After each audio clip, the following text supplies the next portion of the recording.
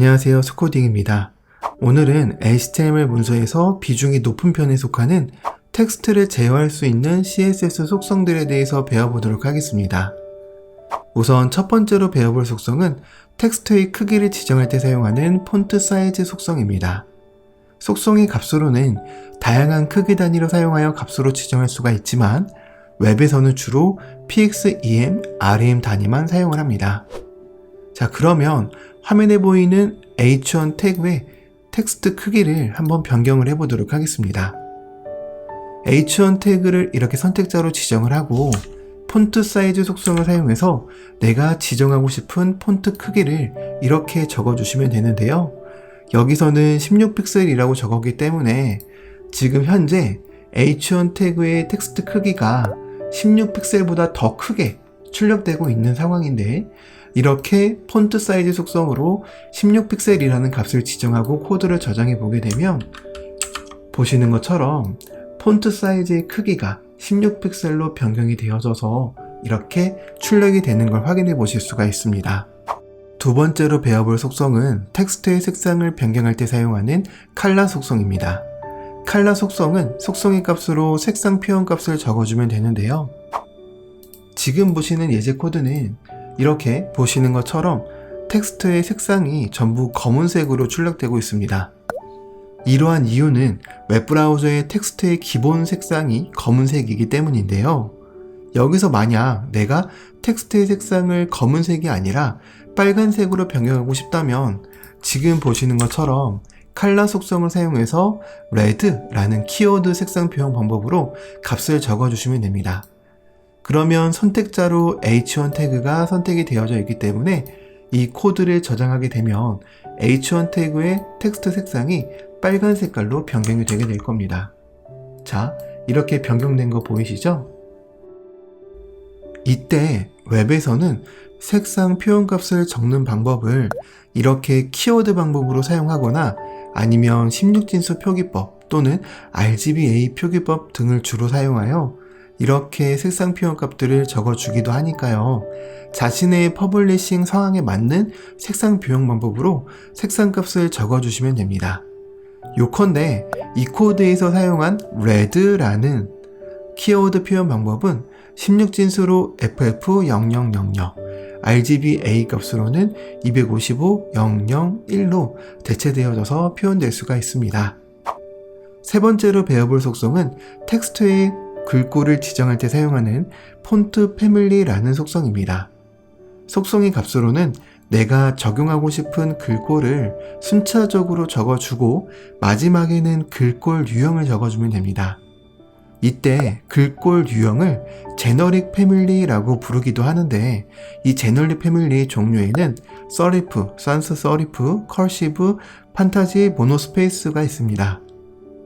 폰트 패밀리는 항상 값의 마지막에 이 제너릭 패밀리 중 한 개를 사용해 주어야 올바르게 사용했다라고 볼 수가 있는 건데요.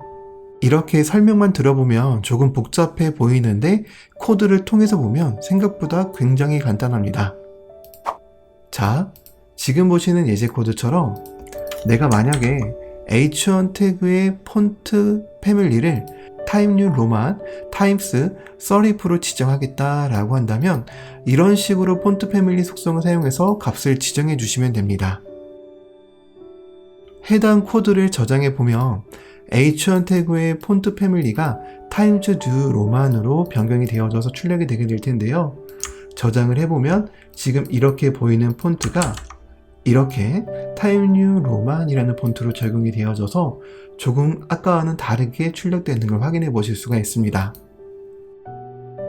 하지만 이 폰트 패밀리 속성의 값을 잘 보시면 타임즈 뉴 로만이라는 폰트 외에도 타임스, 서리프와 같은 값이 이렇게 연속적으로 나열되어서 적혀져 있죠. 이건 무슨 의미냐면 쉽게 생각해서 우선순위 의미로 생각하시면 됩니다.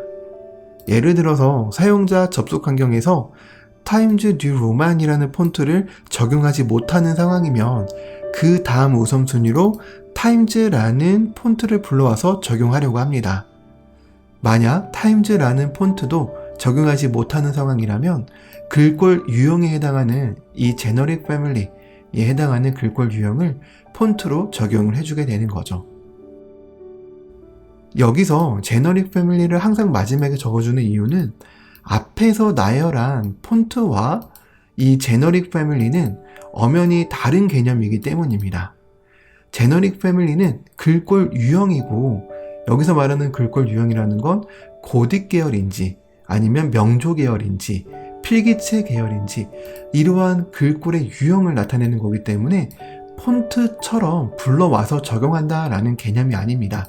단순하게 텍스트의 글꼴 유형을 정해주는 거기 때문에 이 마지막에 적혀져 있는 값은 절대로 적용하지 못하는 상황이 발생하지 않는 건데요.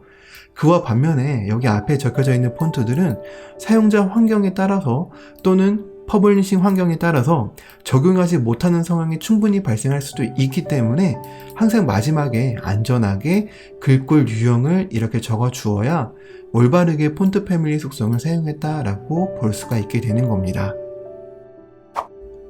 네 번째로 배워볼 속성은 텍스트의 굵기를 변경할 때 사용하는 폰트 웨이트라는 속성입니다. 속성의 값으로는 100부터 900까지의 숫자 값이나 노멀, 볼드, 볼더, 라이터와 같은 키워드를 사용할 수가 있는데, 주로 웹에서는 이 숫자 값보다는 노멀 또는 볼드와 같은 키워드 값을 주로 많이 사용을 하게 됩니다. 폰트 웨이트 속성은 한 가지 주의해야 할 사항이 있는데요. 폰트 웨이트 속성으로 지정하려는 굵기가 해당 글꼴에서 지원을 해야 폰트 웨이트에서 설정한 굵기가 제대로 적용이 된다라는 점입니다. 예를 들어서 오픈산스라는 웹 폰트를 보게 되면요, 이 오픈산스라는 폰트는 자체적으로 300 굵기부터 시작해서 800 굵기까지 지원을 하고 있습니다.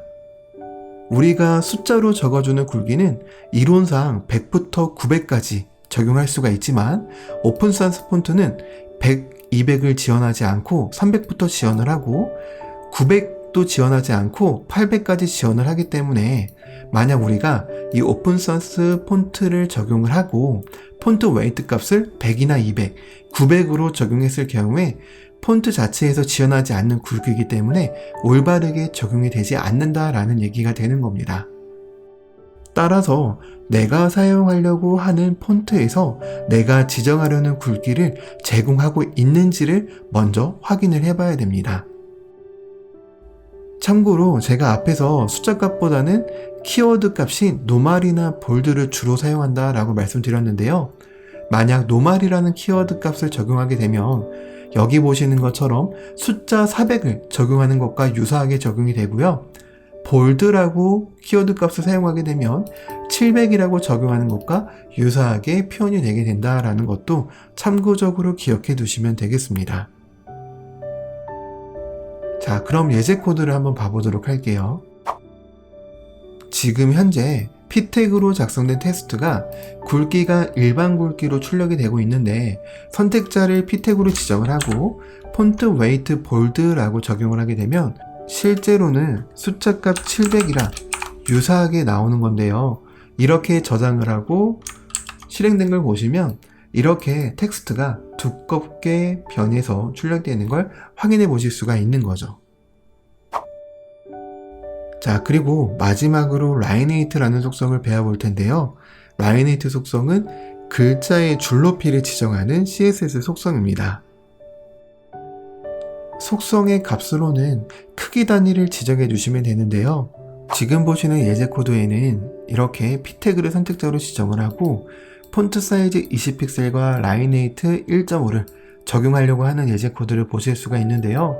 우선 해당 CSS 속성들이 적용되기 전에는 일반적으로 이 글자의 줄 간격이 이런 간격으로 보이게 됩니다. 이게 기본적으로 적용되어져 있는 간격인데, 내가 만약에 폰트 사이즈를 20픽셀이라고 적용을 하고 라이네이트를 1.5라고 적용을 했다 라고 한다면, 이 1.5는 배수가 되는 거라서 실제 이 P태그의 줄 높이는 20픽셀 곱하기 1.5 해서 30픽셀로 적용이 되게 됩니다. 즉 기본적으로 적용되어져 있는 줄 높이보다 좀 더 커지게 되는 건데요. 해당 코드를 이렇게 저장을 해보게 되면 줄 간격이 커졌기 때문에 이렇게 많이 떨어져서 글자가 출력되는 걸 확인해 보실 수가 있습니다. 이런 배수 말고도 내가 직접적으로 줄 간격을 20픽셀로 적용하고 싶다라고 한다면 폰트 사이즈와는 상관없이 그냥 단독적으로 줄 높이가 20픽셀로 지정되는 걸 확인해 보실 수가 있는데요. 이 라인에이트를 이렇게 고정값으로 지정할 때 유의해야 될 점은 뭐냐면 항상 폰트 사이즈보다 크게 지정을 해야 된다는 겁니다. 자, 폰트 사이즈가 20픽셀인데 내가 만약에 줄 간격을 10픽셀로 했다 라고 한다면 보시는 것처럼 폰트 사이즈보다 줄 간격이 더 작아서 이렇게 줄 간격이 겹쳐져서 보기 안 좋게 출력되는 걸 확인해 보실 수가 있습니다. 따라서 라인에이트 속성을 사용할 때는 이런 고정 단위는 항상 폰트 사이즈보다 더 큰 값으로 지정해 주어야 가독성 있게 텍스트가 출력이 될 수 있다라는 것도 참고적으로 기억해 두시면 되겠습니다.